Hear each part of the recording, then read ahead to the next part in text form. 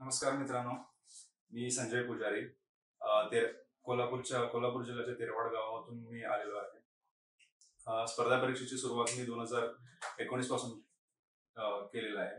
त्याच्या आधी माझं शिक्षण बीटेक झालेलं आहे, त्यानंतर एमटेक झालेलं आहे National Institute of Technology Surathkal बेंगलोरमधून.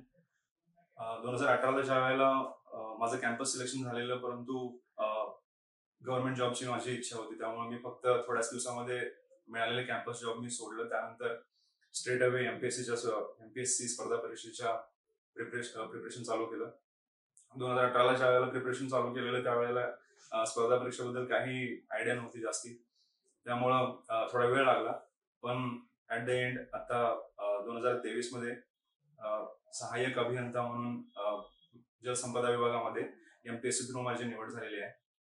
2018 पासून ते 2023 पर्यंतचा जो प्रवास आहे तो निश्चितच इतर मित्रांच्या सारखा थोडाफार स्ट्रगलिंग आहे, परंतु शिकायला भरपूर मिळालं. आता जे पोस्ट मिळालेलं आहे ते त्याचं मूल्य त्याच वेळेला म्हणजे आता जाणवते ते स्ट्रगल पिरियडमुळेच.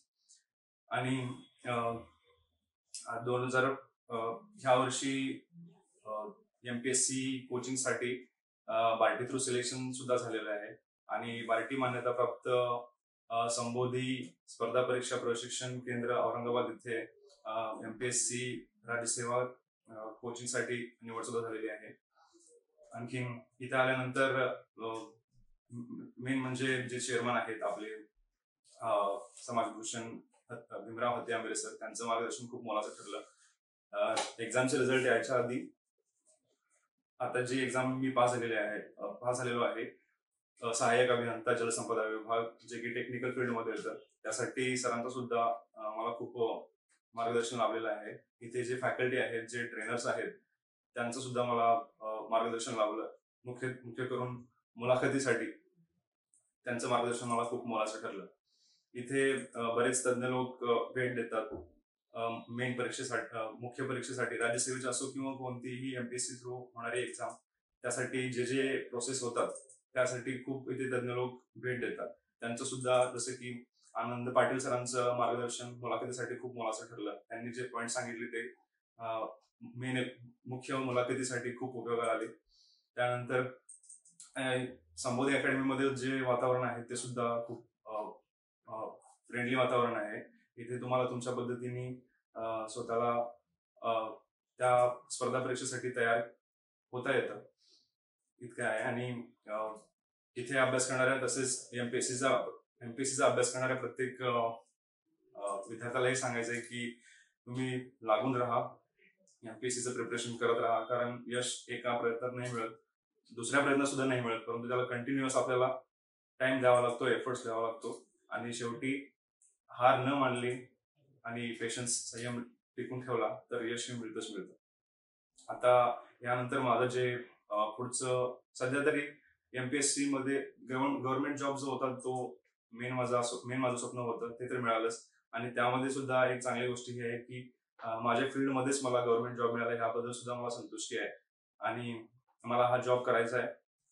पुढच्या एक्झाम बद्दल मी विचार केलेला नाही. आता जे मिळालेलं आहे ते खूप व्हॅल्युएबल आहे, त्याच्यामध्येच मला माझं करिअर डेव्हलप करायचं आहे आणि 100% द्यायचं आहे. मित्रांना सांगू इच्छितो की तुम्ही प्रयत्न करत राहा, स्वतःचं माइंड ओपन ठेवा. आणखीन जे महत्वाचं आहे ते तर कराच, परंतु स्वतःची व्हॅल्यू म्हणजे करायला शिका. त्यामुळं तुमचा जो इन्स्पिरेशन आहे, जे मोटिवेशन आहे ते हाय लेवलला राहील आणि प्रिपरेशनला तुम्हाला मदत मिळेल. धन्यवाद.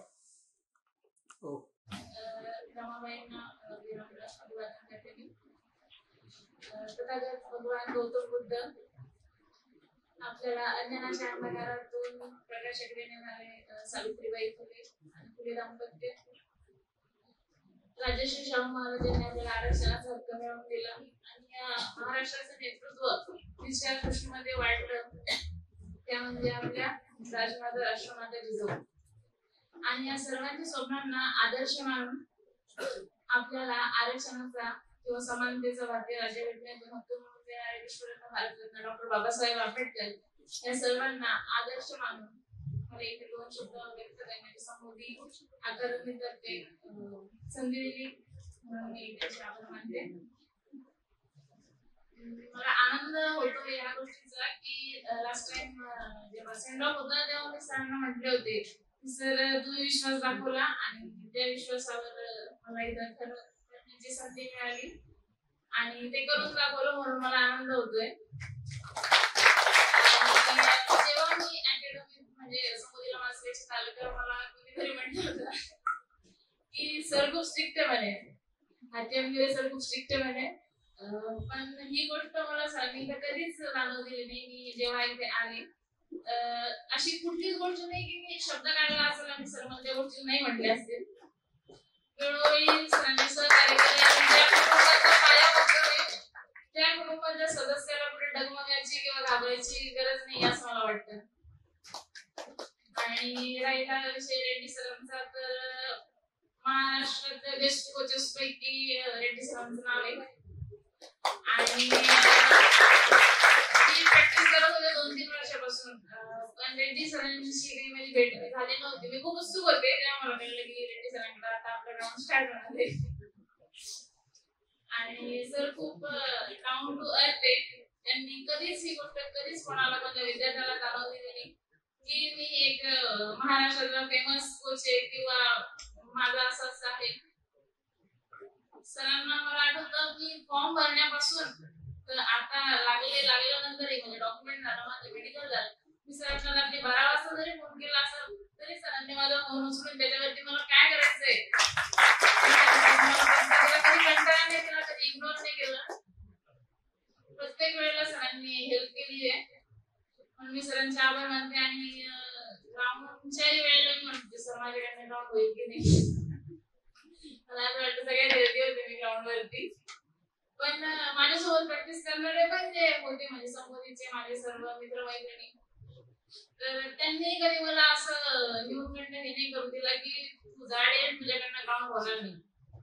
सर तर होतेच पाठीचे. सर म्हणजे एकदा आपण बारीक होऊ, नाही बारीक झालं तरी आपण ग्राउंड काढू.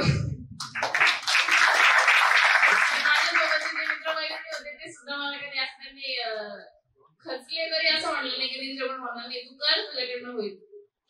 म्हणून मी सगळ्यांचे आभार मानते की हे कुटुंब आणि आपुलकी मला इथपर्यंत आणून पोहोचवलं. आणि एक 2 ओळी बोलू. बिना संघर्ष कोई महान नहीं होता, बिना संघर्ष किए कोई महान नहीं होता, बिना कुछ किए जय जयकार नहीं होता, जब तक नहीं पड़ती हथौड़ों की चोट, जब तक नहीं पड़ती हथौड़ों की चोट तब तक कोई पत्थर भी लोगों के लिए भगवान नहीं होता. थँक्यू. जे लोक लागले त्यांना सर्वांना माझ्याकडून अभिनंदन, कॉंग्रॅच्युलेशन्स. आणि जे तयारी करतायत ते सर्व भावी अधिकाऱ्यांना माझ्याकडून शुभेच्छा.